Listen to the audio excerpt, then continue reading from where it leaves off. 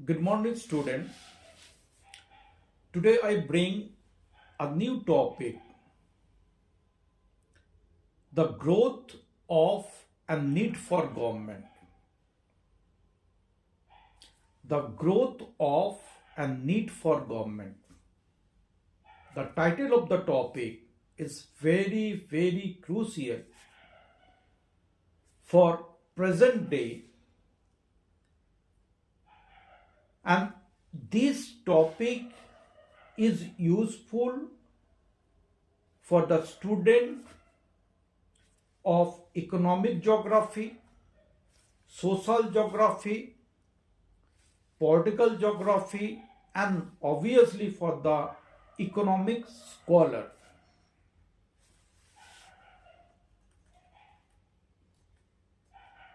The outline of my lecture is based on three subheadings.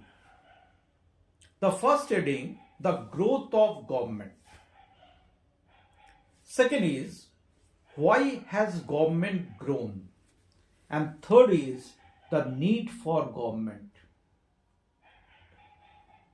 So we're going to take a public spending of the percent of GDP from the statistics 1870 to present day.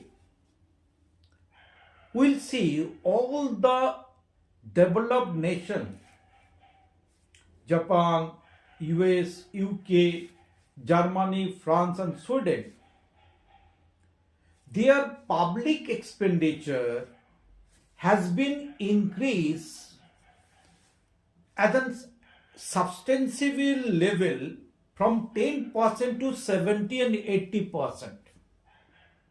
If we're going to take one example from the United States, in 1880, its public spending was about 8.5%. And in 2000, if you're going to take the statistic in 2000, it is around 72% of its GDP. So from this statistic, it is very clear that the public spending has been increased manyfold in developed nations as well as developing nations. Another statistics can clear the concept why there is a need of government and why there is growth of government across the world. If you're going to take the statistics of social spending, means spending on welfare programs. In 19th century, country England, in the year 1776, it has spent 1.59% of its GDP for the welfare of poor, and education expenditure is zero. US in 1850 for the welfare fund was 0.13%, and education expenditure for free education, that is 0.33%. And Sweden in 1829 it was 0.02%, and there is no education expenditure for needy people. If you are going to take this expenditure in 2000 or 2020,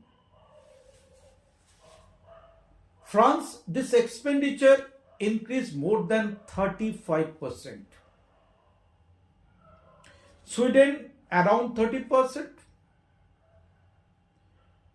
US it is around 18-19%. UK it is more than 20-22%. That means public spending for welfare expenditure has also been increased. Now the question is that why has government grown? If you're going to take the example from the above statistics, so in 20th century, government has been growth in its all dimensions. Means government expenditure has risen from 10% GDP to almost 45% GDP on social expenditure.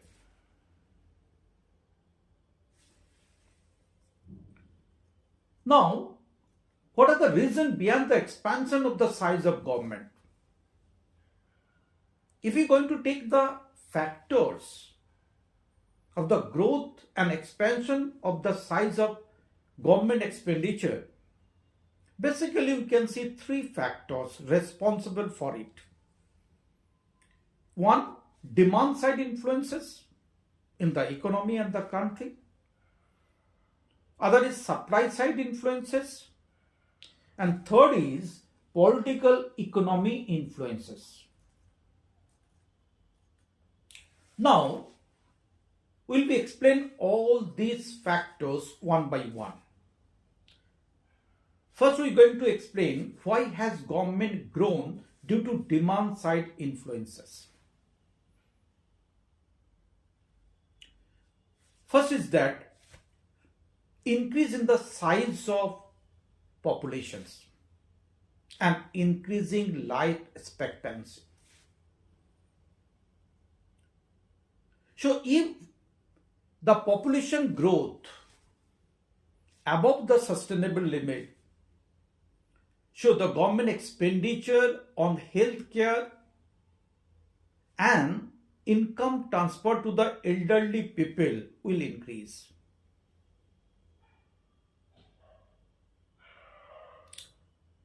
As per the financial forecast, we can see the spending for old age pension alone will rise from 3.8% of the national income to the 5% of the national income by 2030. And it will be rise to 7.9%, around 8% by 2050. Means, if you are going to see or analysis our interim budget 2024, there is a allocations of the budgetary revenue, and we can see 4% of the total budgetary revenue will be allocated for paying pension to our old age people. See, 4%. And the same 4% we are using for providing education, quality education for our youth. See the difference. Second, changing expectations of what government should provide. Earlier, we are very much satisfied about the bare necessities getting from the government. Now, because of the spread of universal education, perfect information accessed by each and everyone because of digital revolutions, broadband facilities, Android phone access by everyone, the information is very clear and transparent today. So we want not only the living subsistence but quality of the public goods or provision of the public goods also a matter today. We are expected for quality education, education institution, healthcare facility, transport, child care, etc., etc.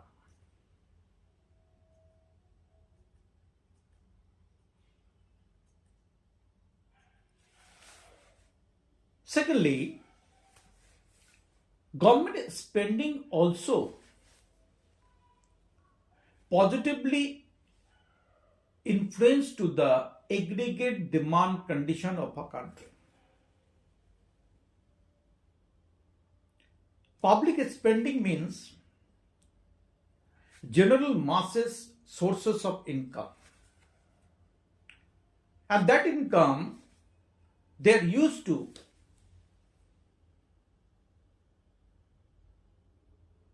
demand it for the goods and services, or they can go for the consumption and investment expenditure. So demand for goods and services in the economy will increase.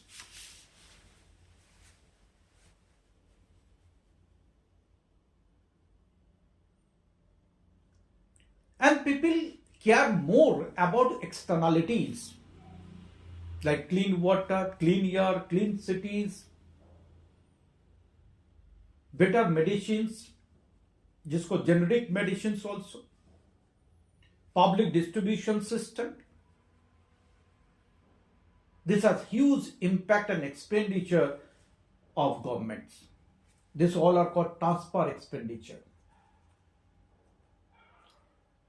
Now, we'll be explaining the supply side influences.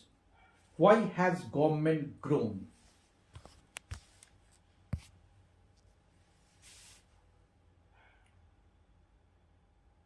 The supply side influences mainly concern to expansion of tax base, is the constraint of government spending.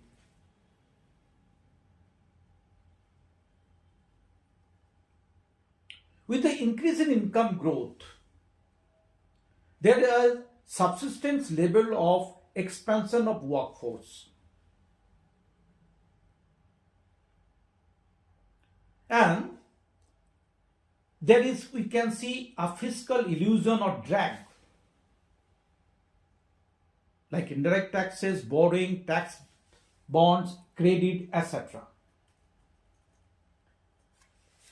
Next, changes in the technology and enforcement, like computerization, digitalizations, firm payrolls, easy tax platform. These are also required building vibrant infrastructure or ecosystem for providing this kind of services to the general public. And there is a huge expenditure for that. Now, my third point was political economy influences and responsible for growth of government and government expenditure or public expenditure. How political economy influences responsible for the growth of public expenditure or growth of government expenditure. Today, in an electoral democracy or political setup, every political party wants to retain its power. This is called power of majority, political power of majority. How the power can be backed. How the political party can come into the power by winning the elections. For that, we can see every political party, they have some election manifesto or agenda.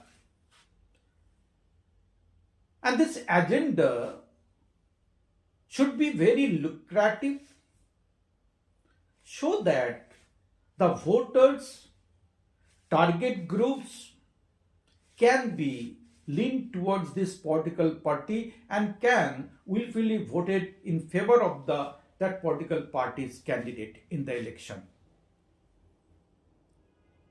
So sometimes by this lucrative announcement and agendas, some political parties snatch the power.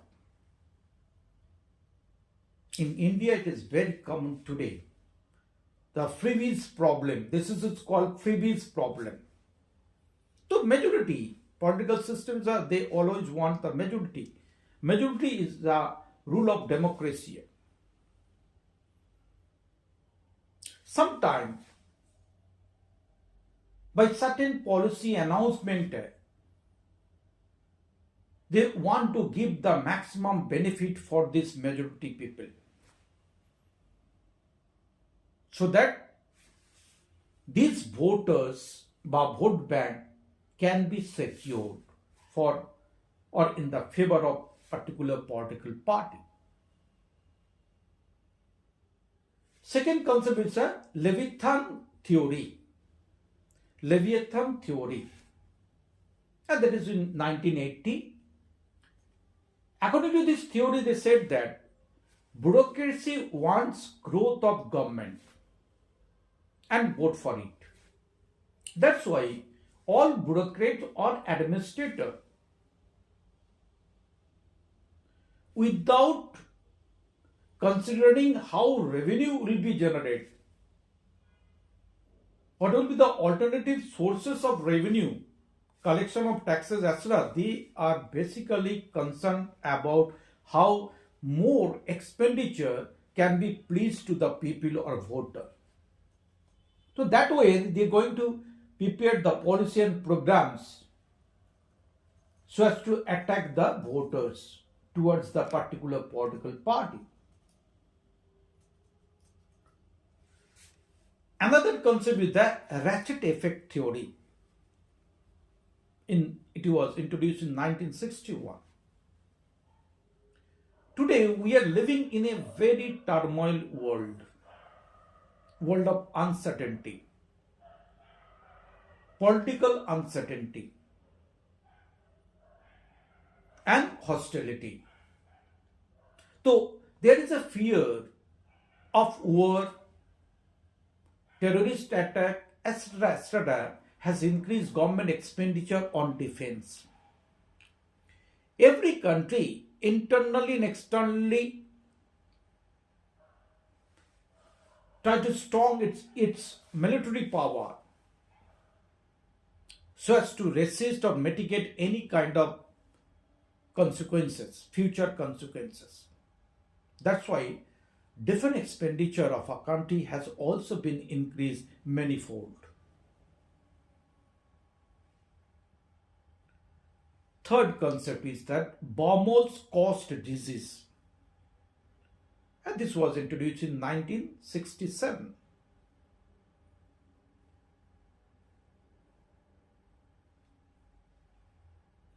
The productivity of private sector unable to match with the productivity of public sector. Because we know that private sector is efficiently managed, it is managed by efficient manager and expert. Whether the public sector is suffering from many kind of red tapeism, administrative failures. That's why there is a differences in the productivity and the cost structure. This is called bimal cost disease. Next,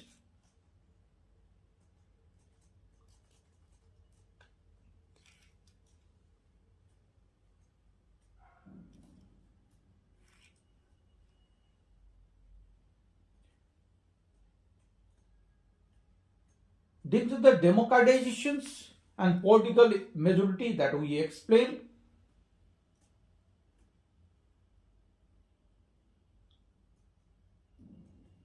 now the question is that the growth of government expenditure as to establish a country as a welfare state. As I told you, we are living in a welfare economy. Public welfare is a foremost duty of every elected government or every legal authority of a country. So every government of a country They spend huge amount from its public revenue for different kind of welfare activities. And it is also part of government budget objectives. Family community based social insurance provide basic needs, housing, sanitary, water supply, electricity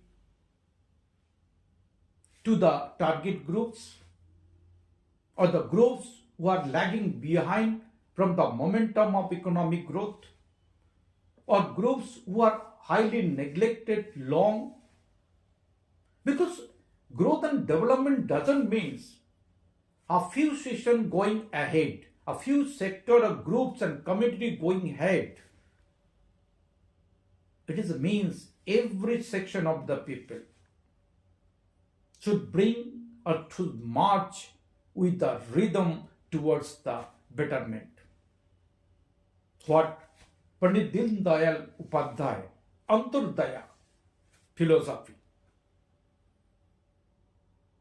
that growth can be accepted, growth will be justified, development will be justified in economy, while people standing in the marginal level should improve their social economic condition. Their life has been changed in a tremendous manner.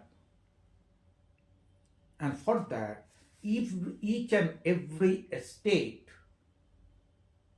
like to establish itself as a welfare state by expending huge amount on various social welfare programs.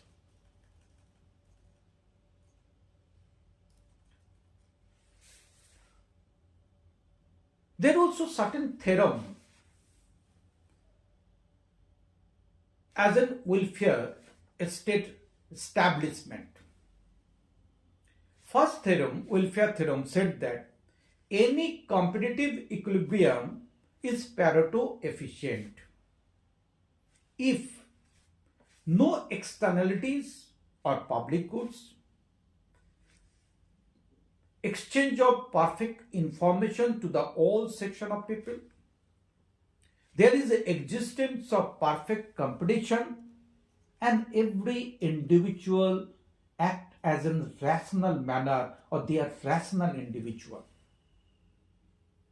Then the Pareto optimalities can be achieved. The win-win situation will be there. There is no better off, no worse off. Second welfare theorem said that any efficient allocation can be achieved as a competitive equilibrium under the condition above using lump sum taxes and transfer. Efficient allocation and distribution also a primary objective of a welfare state, as to reduce economic inequalities. As a growth momentum of a country, a group of people who took the opportunity early, and they become going ahead in the economic status and income and earnings. But those that are unable to pick up the opportunity, grasp the opportunity, because of lack of opportunity, because lack of awareness, because lack of notice on them, they remain back or lagging behind. So there is a huge gap between income and wealth, between higher income groups and the lower income groups, and it is a duty of the government to bring the gap into an optimum level by the fiscal policy, that's a policy of taxes and transfer. That means the government impose heavy taxes on the higher income groups, and this tax revenue become used to do the welfare for the poor people as a form of transfer, old age pension, allowances, public distribution system, etc., etc., etc., scholarship. So taking from one, adding to the other life, so that the gap between the high and low should be minimized. And this is also one of the condition of welfare. When we wipe out the inequalities in the income and wealth distribution, then social justice and economic justice has to be ensured. Some economists said that government intervention in the market economy is very, very essential. Government acts as a catalyst of change in a welfare state, because government improving the economic efficiency and social efficiency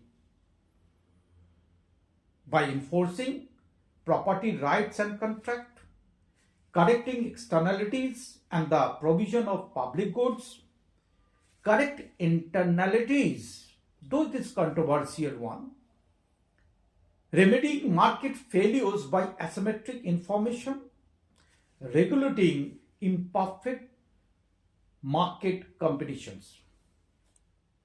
Second is redistribution, that I already explained. Redistribution means if the existing distribution system is not justified, not ideal, then by its fiscal policy, government going to rectify the redistribution, that means efficient distribution of income or wealth among different sections of the people. Means as per their work, as per their contribution to the GDP, they has to be returned, them fair return should be each and every stakeholder of the society or economic agent of the society, then the social and economic justice to be achieved. Because social and economic justice should not be a theoretical perspective. It's not will come with the slogan and speeches, and not will comes by writing in theories. It is a practical perspective. We should implement certain method, programs, policies, and this policy method program should be implemented in real ground. Then only we can achieve the socialism, then we can achieve the social and economic justice which is mentioned in our preamble of the constitutions.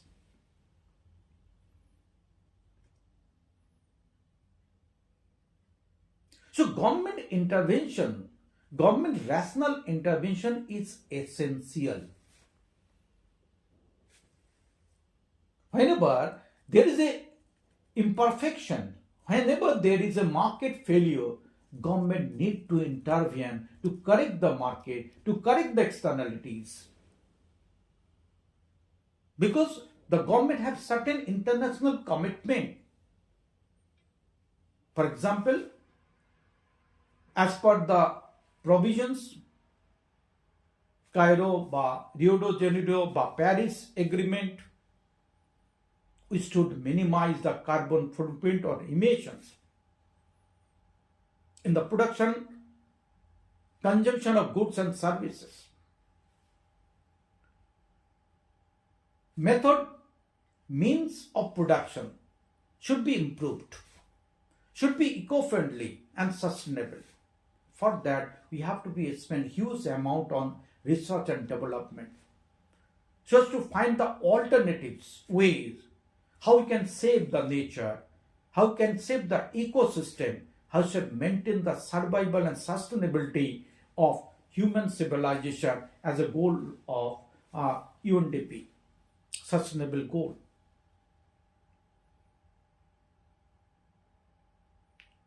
As I told in our budget and also in our Honorable Prime Minister's speech in the Parliament, in coming 5 years, the electricity expenditure will be zero, because we are going to develop solar ecosystem in a larger scale, so that thermal power, which is also having a negative externalities on environment, can be minimized. Similarly, provision of public goods, government public goods are non-rival and not excludable. So this has to be provided to the needy people, and this is essential part of the government welfare programs. National defense, public parks maintenance, street lighting. This is essential part of the better civil life, leading civil life, and also internal and external security of the government. So that's why you can say government expenditure is increasing at a manifold, and it is mounting today. But scope of earning simultaneously also increase, but they are unable to match up. The rate of increase in public spending is much higher than the sources of alternative sources or options of increasing government revenue. So that's why you can say there is a imbalances in the public expenditure and public revenues, and we have facing India like a country, developing country, they are facing the fiscal deficit. And every country try to minimize the fiscal deficit up to a certain limit. So this is actually a very summary part of the important topic. And most burning issue today, might be there is various kind of debate on this, the growth of and need for government in our public life, in our social and economic life. Thank you, and hope you'll be enjoy this lecture, and in future I'll be encouraged to go for the further level of these lessons. Thank you.